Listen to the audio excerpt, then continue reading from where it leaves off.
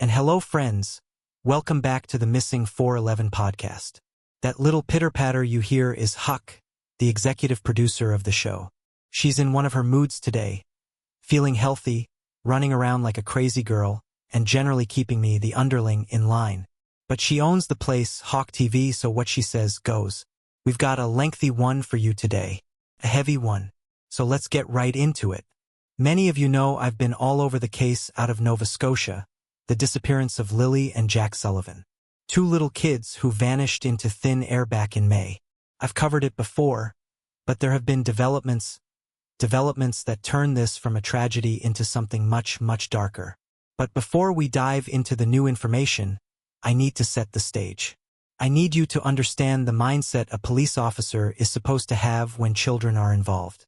What they teach you at the police academy, what gets drilled into your skull until it's second nature, is this: when you go into a home on a welfare check for a child, you don't give a rat's but what the parents think. Their feelings are irrelevant.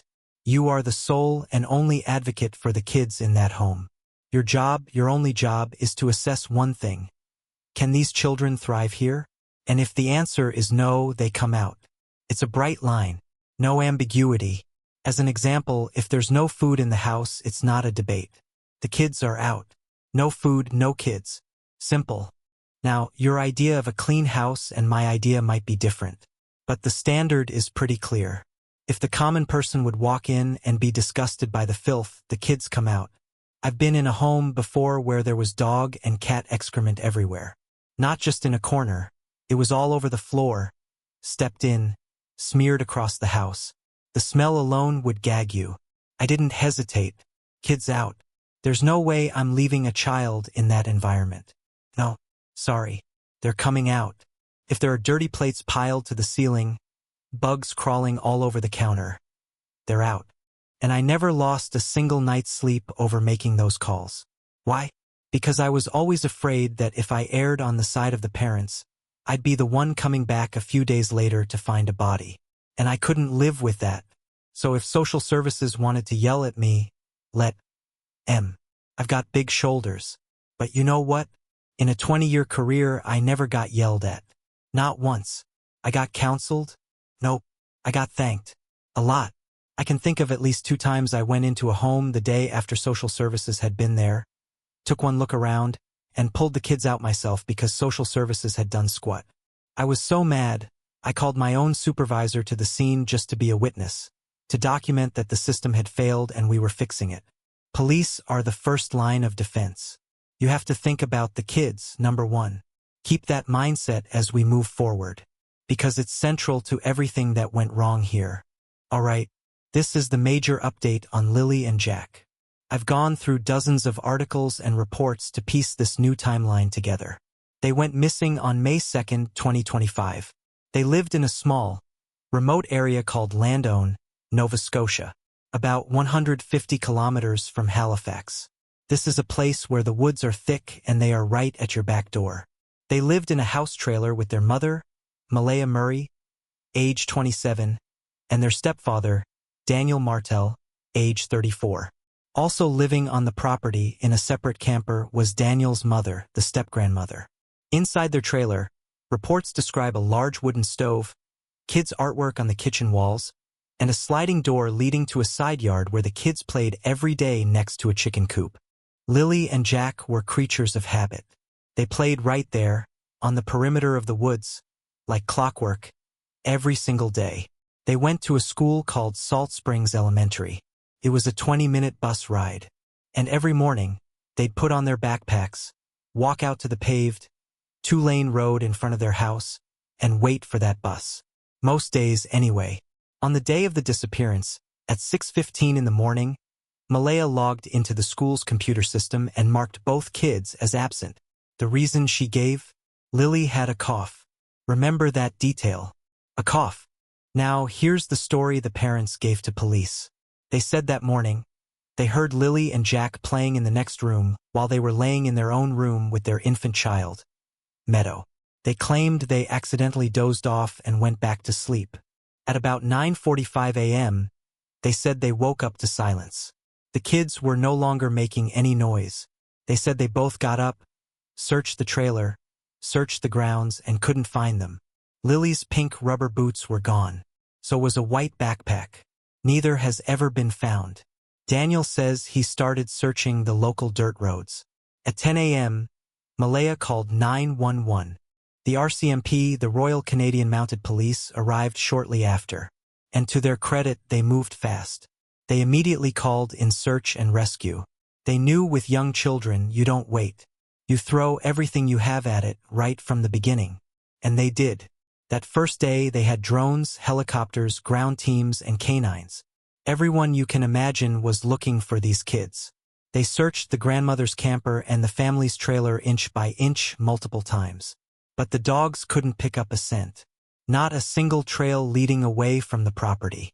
And then, in a pattern we see all too often in these cases, the weather turned.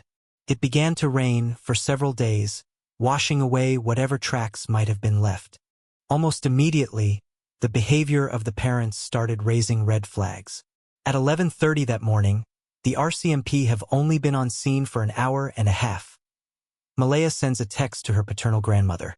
It read, quote, "I never thought they'd run off on me like that. I'm so distraught. Run off on me." An interesting way to phrase it.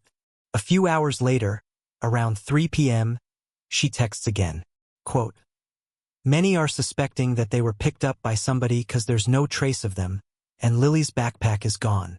Many are suspecting? Who is many?" The search had just begun. From the outset, both Malaya and Daniel pleaded with police to issue an Amber Alert. They were adamant the kids had been abducted. But the police refused, stating there was no evidence to meet the specific criteria, while Daniel was, by his account, racing around like a madman searching.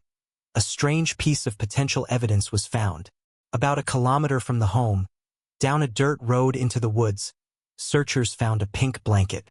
It was torn and wound tightly around the branch of a tree. A very strange place for a child's blanket. Malaya confirmed it belonged to Lily. But when a police officer asked Daniel about that same blanket on that same day, he said it wasn't Lily's. A direct contradiction. Keep that in your back pocket. Then comes another piece of information that, amazingly, the police never released to the public. Daniel told a reporter that both kids are undiagnosed autistic. He said, and I'm quoting, "As long as you offer them food and water or you say, 'I'm taking you to your mom and dad,' they'll go with you." Think about the implications of that statement. As a parent, your number one job is to teach your kids how to protect themselves. Don't talk to strangers. Don't take candy from strangers. Here, the stepfather is admitting these kids were uniquely vulnerable, that they would go with anyone. Why was this crucial information not made public during the search? It's baffling. While hundreds of volunteers and professionals scoured the dense Nova Scotia woods, the family unit was self-destructing in real time. At one point, an argument erupted right at the doorway of the family trailer. One of Malaya's relatives confronted Daniel, screaming accusations. The relative suggested Daniel had something to do with the disappearance and brought up alleged meth use in the home. This immediately prompted Daniel's mother, Janie, to order Malaya's entire family off the property she owned. The scene then shifted to the search and rescue headquarters. Daniel and Malaya were being briefed by search managers, who were pointing out on a map all the areas they had cleared. In the middle of this briefing, Malaya suddenly said she wasn't feeling well. She walked outside, sobbing, holding her baby, with her mother, Cindy, right behind her. Daniel followed them out. He asked his mother-in-law, "Hey, can I talk to Malaya alone?" Cindy physically stepped between them, blocking Daniel from his partner. Daniel lost it. He screamed, "Cindy, get the F out of here." And right after that confrontation, Malaya gathered her things, left with her mother, and never returned to the home she shared with Daniel. She left the search area. Belinda, Daniel's father's wife, later told a reporter something that sent a chill down my spine. She said, quote, "If she could leave, then it meant she knew her kids weren't coming back. I have to stop here. I've covered hundreds of these cases.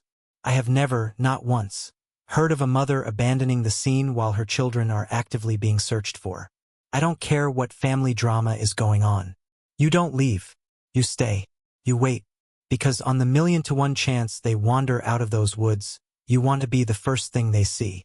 6 days into the search, the RCMP officially scaled it back. But right as they did, a tip came in from a neighbor. A tip that should have turned this entire investigation on its head. The neighbor told police that in the early morning hours before the kids disappeared, sometime between midnight and 5 a.m., he had been up, working on his car in his yard. He said he heard a vehicle with a loud, distinctive muffler coming and going from the Martelmurray residence. Not once, not twice, 6 times, back and forth for hours. Let that sink in. Who is conducting business, meeting a vehicle 6 times in the dead of night, just hours before their children go missing? I remember being a young dad. The most important thing was getting enough sleep so you could function the next day. This isn't a small development. This is a giant, flashing red light. If I'm the lead investigator, I'm getting warrants for every cell phone in that house immediately. I'm pulling text messages, call logs, cell tower data. I want to know who was in that car. My best detectives would have been tasked with one thing: find that driver and get him in an interview room. And I wouldn't let him leave until I knew what he was doing there. And believe me, folks, it only gets worse. We now know the RCMP did execute about 10 judicial authorizations, search warrants, and subpoenas. They seized electronic devices. They did forensic tests. They even gave polygraphs. It seems like they were doing something. But information has now come to light that creates a horrifying backstory. The kind of backstory that makes you rethink everything. We've learned that Child Protective Services in Nova Scotia was already involved with this family. In fact, the very day the kids vanished, CPS prepared a special memo on the family for a deputy minister. The government is fighting to keep that memo sealed. Several months before the disappearance, a social worker visited the home to assess the kids' living situation. The visit was triggered by concerns reported by their school. Daniel claimed it was just about the kids' learning difficulties. But it was much more than that. I want you to listen to this timeline very carefully. September 2024. Jack comes to school with a possible black eye and other facial bruising.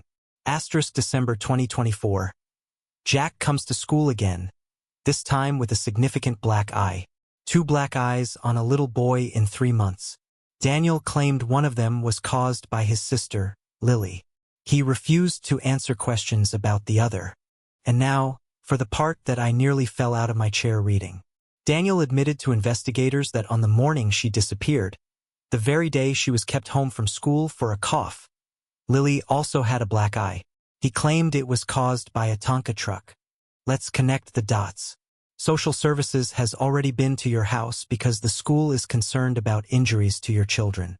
And now your other child has a black eye. Do you send her to school, where the teachers are mandated reporters and are already watching your family? Or do you mark her absent for a cough and keep her home? Friends, that is 3 black eyes on 2 young children in less than a year. That's not roughhousing. That is a pattern. Add to this the fact that the family was under severe financial stress. Daniel's hours at the mill had been cut. His car wasn't drivable. His own father had been bringing them food. Malaya had told friends that Daniel was controlling, that he would sometimes hold her down and take her phone. She said he concealed a drug addiction from her for the first year they were together, and Daniel himself later admitted to using many different types of drugs. Daniel told reporters he took a polygraph and passed. The RCMP has never confirmed this. Remember the pink blanket? The one he first denied was Lily's? When confronted again later, he changed his story. He now says it was Lily's, but that it was planted on that tree branch, taken from their garbage and put there by someone else. Planted by who? I want you to think about this. The system is set up to save kids. Teachers, social workers, police officers. They are all supposed to be a safety net. If you're a teacher and you see a black eye, you're legally required to report it. If you're a social worker and you see a pattern, you're supposed to act. If you're a cop and you see a filthy house and bruised kids, you pull them out. In this instance, it seems everyone failed these children. The school saw the bruises and reported them. But what happened next? A single social worker visit? Was that it? The friends and family knew about the drugs, the financial stress, the controlling behavior. Everybody failed Lily and Jack. The key piece of evidence, in my opinion, remains those cell phones. Who were they calling? Who were they texting? And most importantly, who was in that car that came and went 6 times the night before they disappeared? That person is one of the biggest leads in this case. And what were the specific results of those polygraphs? You don't just ask, "Did you do it?" You ask specific, targeted questions. With what has come out in just the last few weeks, I am absolutely stunned that the RCMP hasn't made an arrest. With the phone records, the financial records, the CPS history, and the witness who saw that car, this case should be closed. What really worries me, what keeps me up at night, is that I'm afraid we may never know what truly happened to Lily and Jack Sullivan. Friends, I thank you for being here. I'm going to stay on this case. We all have to. Thanks for being here. You are greatly appreciated.